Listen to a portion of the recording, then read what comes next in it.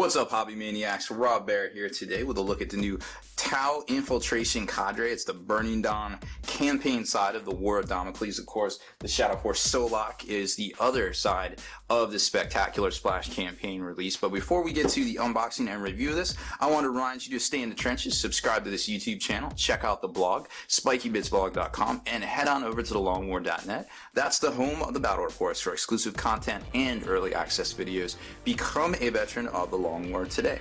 So like I was saying, this is Games Workshop's new kind of kind of splash campaign thing that they can come out willy-nilly from time to time, also use it to add rules to existing codexes, kind of like they're doing with the Tau Codex as well. So there's a 32-page booklet in here, which you're going to notice some similarities to the one that comes in the Raven Guard box there. And here's the contents, of course. You get a Pathfinder team, the limited, I shouldn't say limited edition, the exclusive Tau Empire Ethereal, Tau Stealth Team, and a Piranha that comes in here as well. So it's really interesting, kind of mix of existing models that may or may not be as desirable as some of the new stuff they're coming out with, which I think a lot of people can attest to. So you probably recognize this booklet here. It's almost identical except for the Tau parts to the one that comes in the the Raven Guard box set. So like I said, you get a Tau set of stealth suits right here. This is existing stuff.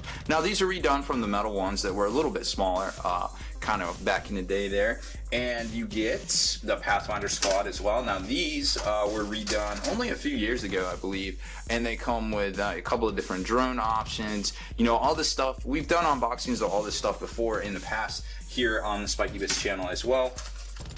Something we probably haven't done an unboxing of, honestly, is the Tau Piranha, because this has been around for a hot minute, but it's a venerable kind of little skimmer fighter kind of thing, and we've seen this as the basis for a lot of conversions in the past as well. And then you've got all the bits and bobs that come with it as well, which interestingly enough, it looks like this is a pre-made kind of clam pack package for this guy. So either Games Workshop wasn't sure exactly how they would release him, because it's Tau Empire Ethereal on hover drone, or we will see him released in the past. So again, don't spend your hard-earned hobby dollars on all this perceived value things when you never know down the road when it's going to come out in actuality for general release. So here is the Tau Ethereal on Ondo, I believe it is. He's got this great looking kind of hover kind of stand thing, and he stands right above the, looks like a 40mm base. Yep, there's a 40mm base included in here as well. So you get all of that. And then, he's just kind of standing there kind of stoically, like unconcerned with, pretty much anything. He's got his little Tau rosary beads, I guess. Don't really know what those are, but we'll go with that. And, just kind of standing there stoically. So you can switch out the head. He's got a different armor plate if you're into converting. I like the configuration of this clamp pack because, ones in the past were very, I guess, static. Like you couldn't really change them if you wanted to. And that was kind of a thing I had. One of the reasons, actually, it was probably the only detraction I had from the Scarbrand model was you could only make him, one particular way, which I felt was kind of unreasonable, to be quite honest. And then stuff like the Celestin Prime for the Age of Sigmar was also, kind of you make it this way or you don't make it. So it's good to see with the clan packs you have a little bit of leeway. Like maybe you wanted to make him a female ethereal. I don't know. Like that chick from Lilo and Stitch. The Grand Commander of the Galactic Army and all that stuff. Kind of looks like that a little bit. So maybe you want to give him the Fire Warrior head that's the female head. I don't know. Well, you can because it was left off there. And actually, after seeing that little placard that would go with a clan pack, I actually went back to check the other box set, and sure enough, the Captain Solak also has one of these as well. So we don't know if we'll see them as a general release in the future, but again, don't go getting crazy with the Cheese Whiz too much, because as it is, you never know when you might see these guys again. You know what I'm saying? So for the most part, all of this is similar. Like the whole insert here, we talked about the Scrawny Xenos getting snatched up and chokeholded by the poor, aggressive, Imperium commander guy right there. It's just not nice. He's just minding his own business.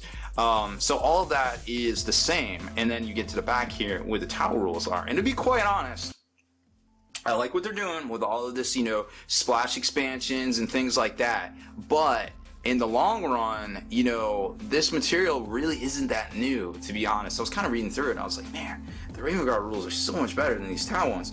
But being what it is, you do get a limited edition dude, you do get, a special price on some other stuff. So it has value. It just doesn't have as much value as new, hot, fresh, spicy rules. You know what I'm saying? Like, I want it hot and juicy. I want it made just for me. I want it my way, damn it. No, I'm just kidding, but seriously though, I want it my way. So here's Ondao. He's 75 points.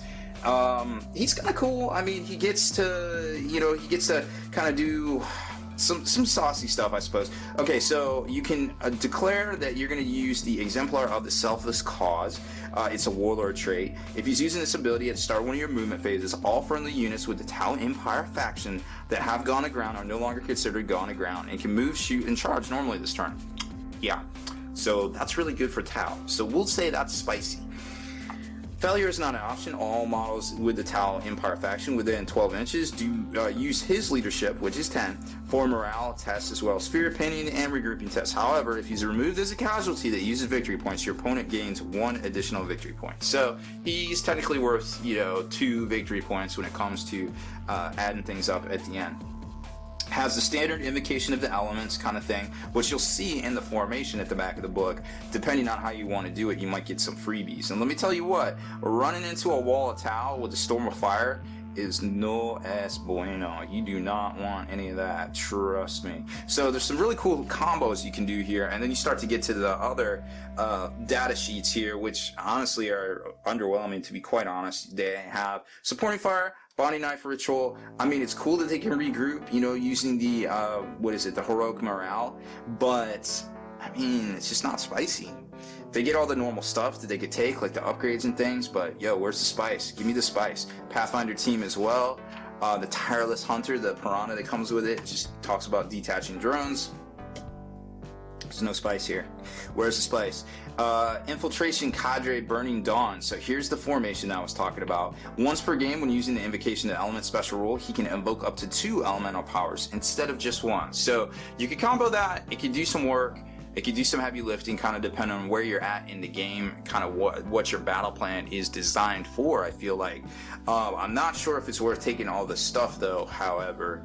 But it is, right out of the box, a really good force that pairs up well against the other ones. And then we get into the arsenals of expansion, which is literally the same as the rest of the stuff that we've seen in the past. Like, literally, all the Pathfinder stuff in here, all of the normal weapons, it's all the same. So there's a nice action shot of the 2 strike forces, 2 opposing campaign strike forces there going at it. So really cool stuff. I mean, honestly, like, it looks good. I mean, I can't really hate on what they're trying to do here.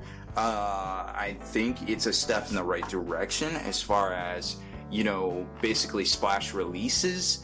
I don't think this box is as good of a value as the Raven Guard one, to be quite honest, but at the end of the day, there's only so much you can do to make people happy. I mean, to be quite honest, maybe these rules aren't in the new Callian campaign book that's coming out next week, kind of like the whole Shield of Baal campaign set came out. We're going to see the one for the Tau and the Raven Guard next week. So it's really interesting kind of how all this is kind of just playing out.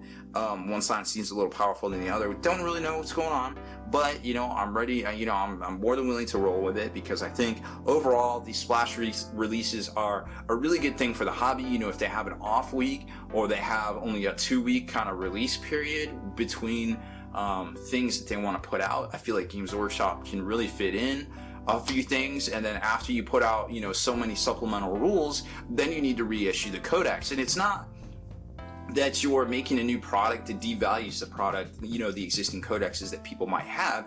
They would be producing a product that is supplemental or optional at that point. So people can't really get pissed that they spent $50 on a codex, because if you've been buying the splash release stuff all along, and it's even something that you could split, with your buddies. So I feel like it's kind of getting back to its 3rd edition roots, where you would get these new releases and these new rules and things into White Dwarf, but it still stand up enough and presented in a easily digestible, marketable format, that it's still not off-putting to folks. You know, and I feel like Games Workshop is definitely, if they aren't already in progress of, they need to be battling for the hearts and minds of players, because there is a lot of negativity out there, I feel like, for some of the moves that the company has done in the past, and it's very, you know, it's their own fault, and I think they've even said that in a couple of the preambles, the chairman's preambles. I think they've loosely said that. They didn't come right out and say it, but I think they know.